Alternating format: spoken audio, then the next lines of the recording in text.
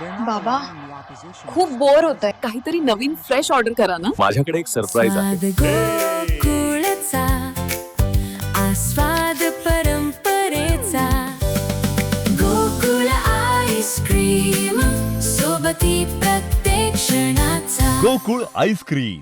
नमस्कार, मी गायत्री स्वामी आणि आपण पाहत आहात सकलम. नुकताच राज्यात 10वीच्या मुलांचा निकाल लागला. पालक आणि मुले पुढे कोणत्या शाखेत प्रवेश घ्यायचा, करिअरची दिशा काय असणार, असे चांगल्या भविष्यासाठी निर्णय कसोटीतून जात आहेत. पण या निकालावरून सध्या मुलांच्या चांगल्या भवितव्यापेक्षा मराठीचं भविष्य काय असा प्रश्न पडल्याशिवाय राहत नाही. कारण राज्यात चक्क मराठी विषयात 94,544 मुलं नापास झालेत. यामुळे मराठीच्या गंभीर वास्तवाचं आणि भविष्याचं काय असा मोठा प्रश्न निर्माण झालाय. आपल्या मातृभाषेतच एवढी मुले नापास का झाली? यात नक्की दोष कोणाचा? शिक्षकांचा, पालकांचा, विद्यार्थ्यांचा की सरकारचा? आणि याची जबाबदारी कोण घेणार? 10वीच्या परीक्षेत तब्बल 94,544 मुलं मराठीत नापास झाली. आजच्या या भागात या भीषण वास्तवाचा मागोवा घेतलाय. महाराष्ट्र राज्य माध्यमिक व उच्च माध्यमिक शिक्षण मंडळाच्या 10वीच्या या वर्षीच्या निकालात मराठी विषयात ज्यांचा मराठी विषय हा प्रथम आणि द्वितीय भाषा आहे असे तब्बल 94,544 विद्यार्थी नापास झाल्याची गंभीर बाब समोर आली आहे.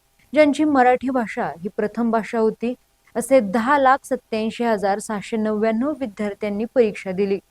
यात 10,06,896 विद्यार्थी पास झाले तर 80,803 विद्यार्थी नापास झाले. ज्यांची मराठी भाषा ही द्वितीय भाषा होती असे 4,13,917 विद्यार्थ्यांनी परीक्षा दिली. या 4,01,76 विद्यार्थी पास झाले तर 13,741 विद्यार्थी नापास झाले. असे एकूण मिळून 94,544 विद्यार्थी मराठी भाषेत नापास झाले.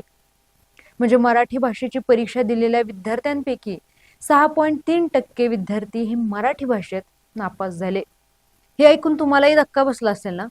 पण हे असं का झालं?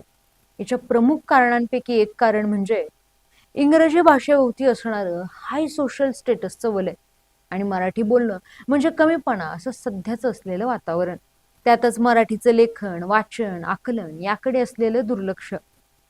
मराठीत फक्त पास तर व्हायचंय, हे परत कामाला येणार नाहीये. सध्या फोकस फक्त इंग्रजी, विज्ञान आणि गणित या विषयावरच केला पाहिजे अशी विद्यार्थ्यांची आणि पालकांची मानसिकता. इयत्ता 1ली ते 8वी पर्यंत मुलांना नापास करायचे नाही. त्याला काही येत नसले तरी पुढच्या वर्गात ढकलत राहायचे. त्यात शिक्षकांनाच वाचनाची आवड कमी. अभ्यासक्रमाच्या चौकटीतच शिकवली जाणारी मराठी. यामुळे शिकवण्यात आणि शिकण्यातही एक साचेबद्धता येते. विद्यार्थ्यांचा विषयातील रस कमी होतो आणि शिकवणंही रटाळवाणं होतं. युनिसेफ आणि युनेस्को या दोन्ही संस्थांनी मुलांच्या सर्वांगीण विकासासाठी प्राथमिक शिक्षण मातृभाषेतूनच असायला हवं असं सांगितलंय. सरकारनेही 2020 रोजी मोठा गाजावाजा करत नवीन शिक्षण धोरण लागू केलं. यात मुलांचे प्राथमिक शिक्षण हे मातृभाषेतूनच होईल, ज्यामुळे त्यांचा सर्वांगीण विकास होईल असं सांगत NEP 2020ला शिक्षणातील सर्व स्तरातून विरोध होत असतानाही हे धोरण राबवण्यात आलं. पण या वर्षीच्या राज्याच्या 10वीच्या निकालात 94,544 विद्यार्थी मराठीत नापास झाले. आणि असाच ट्रेंड आपल्याला हिंदी सक्तीला विरोध करणारे, मातृभाषेचा पुढाकार करणाऱ्या दाक्षिणात्य राज्यातही दिसून येतो. यात कर्नाटक, आंध्र प्रदेश, तेलंगणा, तमिळनाडू या राज्यातही 10वीचे विद्यार्थी त्यांच्याच मातृभाषेत नापास झालेत आणि अशांची संख्या हजारोंवर आहे. आणि हिंदी पट्ट्यातील उत्तर भारतातही हीच परिस्थिती आहे. यामुळे नुसतं नवीन शैक्षणिक धोरण बनवून त्याचा गाजावाजा करून मूळ प्रश्न सुटत नाहीत. त्यासाठी जागरूकपणे अंमलबजावणीही करावी लागते, हे दाखवून देणारी ही आकडेवारी. यामुळे फक्त मातृभाषेत नापास होणाऱ्या विद्यार्थ्यांचा प्रश्न नसून आजचे तरुण विद्यार्थी हे देशाचे उद्याचे शिल्पकार आहेत आणि जे त्यांच्याच मातृभाषेत नापास होत असल्यामुळे ते आकलनात, लेखनात, तार्किक, चिकित्सक विचार करण्यात आणि सर्वांगीण विकासात मागे पडत आहेत, कमकुवत होत आहेत.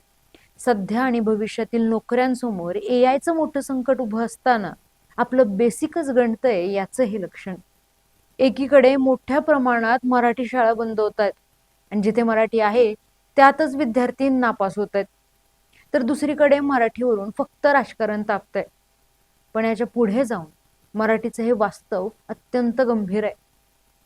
आणि माय मराठी मानणाऱ्या राज्यात मराठीचे भविष्य काय असा मोठा सवाल आज आपल्या सर्वांसमोर आहे. यावर तुमची प्रतिक्रिया आम्हाला नक्की कळवा. धन्यवाद आणि पाहत राहा सकलम.